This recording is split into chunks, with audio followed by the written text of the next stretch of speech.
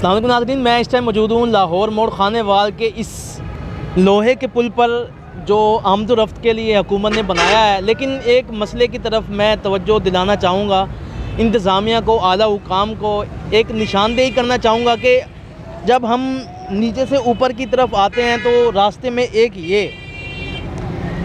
ये जो तार है, अगर इसकी वजह से अगर किसी को करंट लग जाए तो उसका बहुत बड़ा नुकसान हो सकता है।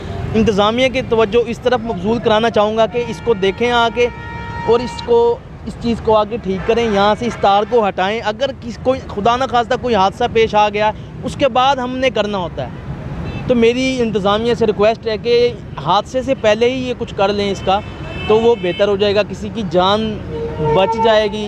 तो मैं इंतज़ामिया को फिर रिक्वेस्ट करना चाहूँगा कि इस जो तार बिल्कुल मैं हाथ लगाऊँ तो अगर किसी का जाने अनजाने में हाथ लग जाए तो वो इसका शिकार हो सकता है, उसको करंट लग सकता है। करंट लगने के बाद इंतज़ामिया होश में आएगी, हरकत करेगी, तो उससे पहले ही उनसे रिक्वेस्ट है कि इस तार को तब्दील करें, इसका कोई मुनासिब जगह इसको लगाएं या इसको कुछ ना कुछ इस तरह करें कि हाथ से दूर हो जाए। ये पहले भी रस्सियों से इसको बांधा हुआ है, तो इससे अभी तक कोई, मैं समझता हूँ कि इतना ज़्यादा वो दूर नहीं है। तो इंतज़ामिया से यही रिक्वेस्ट है कि इस तरफ देखें। अब ये जो मुसाफिर आ रहे हैं, अगर इनका अचानक हाथ लग जाए तो वो करंट ज़्यादा हो सकते हैं, उनको करंट लग सकता है। तो यही मैं बात करना चाहता था, यही निशानदेही थी इंतज़ामिया को कि इसको ठीक करें।